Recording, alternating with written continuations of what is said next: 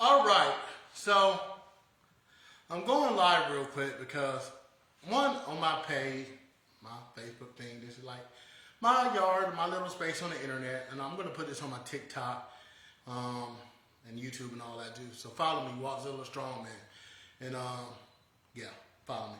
So I put a post about coaching, and I want to kind of give my thoughts on some things. I'm actually gonna answer some questions that one of my Facebook friends had asked. Actually, I'm gonna read what she said, and I'm gonna respond to it. She said there's always room to grow and learn. We, as in coaches and trainers, she is a fitness trainer, and beyond, also have coaches and trainers because we are both teachers and students. And if we aren't willing to learn beyond what we already know, we are doomed to fail, especially in an ever-changing environment. If most want to stay stagnant, they will stay with what they know. And then she asked a question directed to me. If so many people are saying the same thing, have you thought to, as your own trainer, to just listen without offense and maybe research what they are saying, or do you just ignore it? So I want to kind of start with there. When it comes to fitness advice with me, and this is my overall thought and opinion, and I would love to get your thoughts, questions, answered, or whatever. My overall thing is this, something very, very important to me. And I still got on there to my job as a personal trainer because I want people to know that I'll be real. I've been there. I wasn't the most successful trainer because I wasn't I don't have the grind to start from nothing and build up a client base. So I just couldn't do it. But what I want to say is this. When I talk about advice and fitness advice, first thing I want to say is I'm not anti-advice. I am not a big fan of criticism. I will give an example. A couple of days ago, I did 3 different types of deadlifts. I went heavy. Somebody said, hey, I hope that's part of a program and all that. And I'm thinking, why are you concerned? I'm honestly thinking, why are you concerned? You're not my coach. You don't do my programming. Why is it important to you? But to go back to this though, what are your goals? This is what I think should happen. This is not what I think should happen. This is, I mean, if you're a trainer or a coach, respond or go with me. Textbook. If you're working with a trainer, if you're meeting a new client in the gym, right? If you're training somebody who never trained before, you need to do some kind of evaluation. You need to see where they are at, and you need to try to see where they're going or help them direct a path to where they want to go. But some people are clueless, and that is the benefit of fitness trainers and coaches. They will help you learn exercises, get a path, and get knowledge in order to be successful. So with that being said, when it comes to me, right, he was asking me about the deadlifts and why am I doing that and that part of my programming, but you're not asking what I'm trying to do, what my goals are, how I train. You just see something that you don't like, which a lot of trainers do. A lot of the trainers are my friends that they see something that I don't like and they don't like and they don't agree with, and they're like, why are you doing that? That's stupid. I'll give a great example, then I'm going to go to my overall premise. When I deadlift, I got my tire deadlift set up right here. There you go. I am a big fan of touch and go deadlifts. And some people hate touch and go deadlifts. And touch and go deadlifts, when you do multiple deadlifts, you go, you almost bounce it. You go, pop it up. You go, pop it up. You go, pop it up. As opposed to going, resetting, getting into position, up strong, going back, getting into position, up strong. So some people hate the touch and go deadlift. But just because you hate it doesn't mean it's wrong or doesn't mean it's not beneficial. But like I told one person who was criticizing me before about doing touch and go deadlifts, he's like, well, what are you doing it for? You're stupid. That doesn't work. And I'm like, dude, I got a competition in 2 months and touch and go deadlifts are allowed. So why would I train textbook or the way it's supposed to be done according to you when my competition allows me to do touch and go deadlifts? Now I'm going to be at disadvantage if I do it your way because I'm not doing what the competition allows. If the competition allows it, why would I not do it? For instance, I've been criticized on a random fitness group, right? Why are you using straps? You should work on your grip. Straps aren't allowed in powerlifting. That's true, but I don't powerlift. I've never done a powerlifting meet in my life. I do strongman. So that being said, when it comes to any coaches or any trainers, right?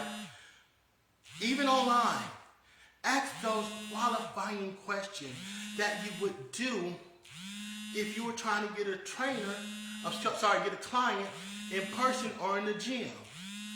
Be cordial and be respectful, because you might have a whole book of knowledge that you know, but if you're not giving it the right way or disposing it the right way, you won't get a client. And, sorry about that. And also there is, and anybody, if you got any input, you think I'm wrong or whatever, please, I'm not standing on my mountain saying I am right. I am communicating and talking as somebody that's not a trainer. I'm not a trainer. I'm not working in the fitness world. Right now I'm not even doing Strongman. I'm a guy losing weight and getting stronger. That's what I'm doing. So as I share my thoughts and comments, if y'all have any, please give them. But the main thing, and I'm going to wrap this up, it's not just about me, right? There's a lot of people, especially in this day and age when posting on the internet, where they might be posting something and you might say, oh, you got to do it this way. You got to do it that way. You got to do it this way. Do you know what's going on? And do you know your why?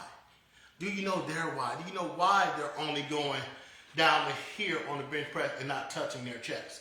Do you know why when they are extending, they go up here and they don't go all the way up? And also, important thing to remember, and this is very important, everybody can't afford a coach, and everybody can't afford a fitness trainer. So a lot of times, you literally have to figure out and do what you need to do in order to be successful, because you do not have the funds. And I'm not talking about, because I know the arguments and stuff, I'm not talking about you got money that you spend on fast food and money that you spend on clothes and other things that you can dedicate and put towards a trainer. No, I'm saying that the budget is done and they ain't got a penny to spend on a trainer. Some people can't even afford a gym membership.